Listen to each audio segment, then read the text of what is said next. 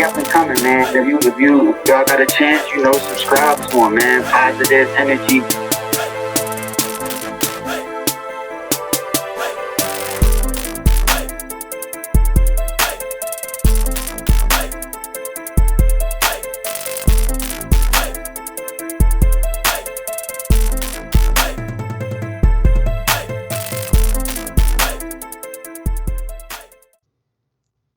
What up? What up? What up? What up? With it? It's your man's in them. PE to the PE. Positive energy. AKA Butts. AKA HI. AKA Pep. A. Lift. Peace, man. It's all about that peace. That positive energy is showing constant elevation. Because we constantly elevating around. Yeah. So man, it's first talk Monday morning. It was pretty much a bad weekend for your boy, man. Took a lot of lumps this weekend, a lot of L's, a lot of losses.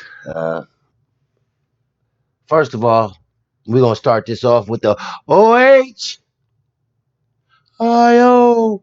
For everybody that don't know, the Buckeyes for the eighth straight year demolish the bitch again Wolverines. You know what I'm saying? They miss again, bitch again. That's all they do. You know what I'm saying? We go upside their head on a regular basis. Ever since Jim Tressel came and told these boys, man, y'all gonna be proud of these boys when we play Michigan.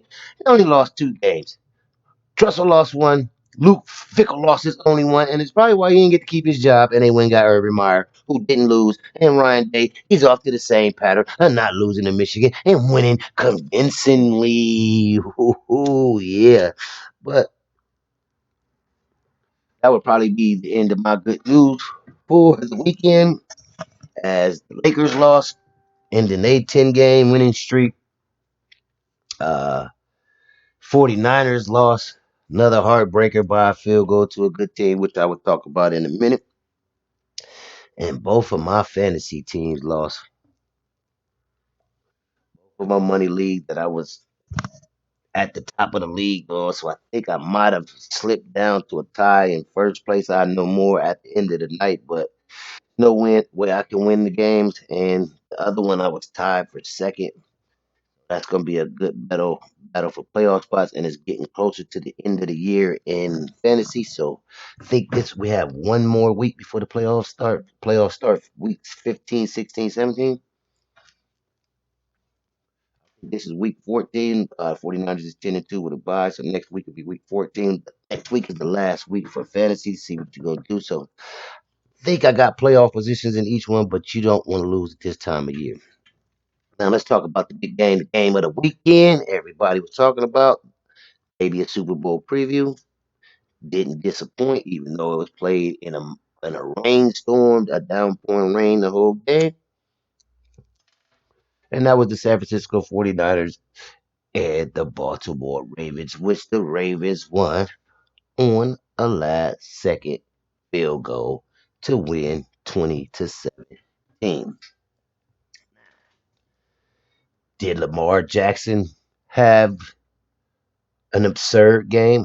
Yeah, he ran for 100 yards rushing, barely threw 400 yards passing, 200 yards total offense, 20 points out of the highest scoring team in the league. Yeah, I say our defense did a pretty good job of containing him. Now, the thing that they could have did better was making Lamar give the ball up on the read option more. Play assignment football. They would.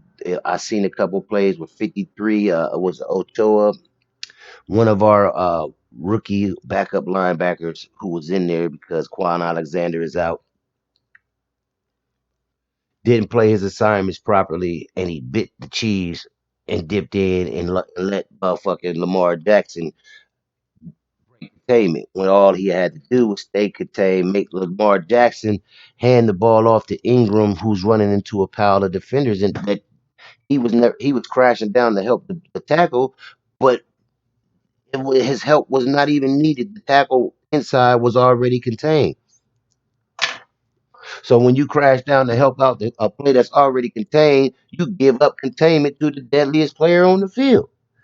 Couple of little things that they could have did a little bit better and cut down on some of the running, but in actuality, you want him. And when I say he ran for 100 yards, but he had like 15 carries. Okay, them is running back numbers, 15 to 18. I can't remember the exact numbers, but them is running back numbers. Okay, so if you running it that much like a running back, that's what we want. That means we got 15 to 18 hits. He didn't run out of bounds a lot.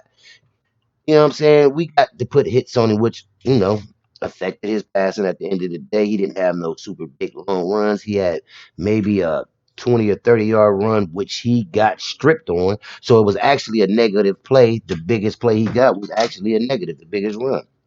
So feel good about how they played against Lamar Jackson. They did a decent job.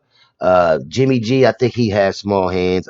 He loses the ball with grip too much. He reminds me the offensive coordinator for the New England Patriots, Josh McDaniels. And why do I say that? Because Josh McDaniels used to be the quarterback for the Canton McKinley Bulldogs, and I watched him play, and he used to have to pump fake with two hands, and that's how Jimmy G reminds me of Josh McD pump faking with two hands. He has small hands and can't hold the ball real good with one hand, especially in the rain, and that's how I feel he, you know, lost the fumble. Other than that, he played a pretty good game. Can't knock Jimmy G besides small hands. hmm So what it is what it is. We will be back. We got to bounce back again. Another tough one this week. We got the Saints coming up in New Orleans. Now we have these last three games has been the historically roughest stretch any team has ever went through this late in the year. Three teams with an 80% win percentage after 10 games, meaning they was at least 8-2 after 10 games. Okay. And we started off with the 8-2 Packers, destroyed them at home. Okay. And then we went on the road for the next two. Now my thing was this week we had to get at least one, and preferably the one at home against the NFC team, the Packers. Mission accomplished. If it was one of these three games we could afford, if I want to say that, like not like we really wanted to lose, has least impact of us overall, it would be the Ravens, seeing that they are in the AFC, and our playoff seeding won't have no head-to-head tiebreaker coming down between us and the Ravens, and they can say that they beat us in a head-to-head. What I mean is, if we play the Packers and we end up with the same records, the tiebreaker will come back down to head-to-head matchups and who won when they played each other. And if we beat them, we will have a better seed. Same thing goes with the Saints next week. You know what I'm saying? But I felt like we had to get at least one of them games. Had to. Two is cool. Okay, we couldn't lose all three. If we got one, I was cool. And if we lose two on the road to those two type of teams, that's not. And depending how we lose, we lost only by a field goal yesterday. We played the same stuff on the road.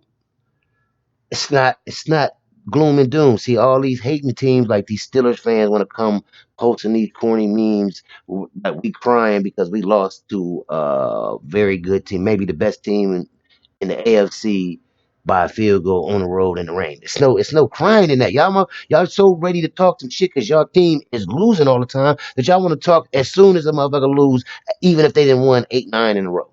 It don't make no sense. So I don't have no time to argue with silly folks like that. Y'all need to go ahead and just worry about what I'm saying, doing what y'all doing over there at Pittsburgh and all that other dumb shit. But you know what I'm saying, the Niners, we over here, we looking good. We tuning up for the Saints next week. We getting ready. So you know what I'm saying? Let's go down to New Orleans. Let's go down to Bourbon Street.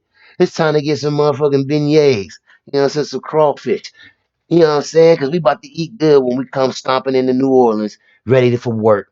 We got an immobile quarterback sitting in the pocket, and Drew Brees. It's a different dynamic coming in. Lamar Jackson, he gives you a whole your defense something that you ain't never seen. The motherfucker just gonna run like a running back. It's basically like Perry. It's like playing. The Ravens is like playing Prairie, like playing a wing team offense, something that you don't normally see. You see this 1 week, and then okay, you did it, and you get goodbye. Now we go back to the rest of the NFL with an immobile, stationary quarterback and Blue Breeze going to be sitting in the pocket with our 4 defensive linemen rushing at him. It's going to be bad news for them. So you know what it is. We about to bounce back. It's your boy PE to the motherfucker PE, positive energy, and we gonna have some peace. But we can't have no peace till we come together as one. One love. All about the positive energy and the culture and pushing the culture forward in a positive direction. They up and coming, man. If y'all got a chance, subscribe to them, man. Positive energy.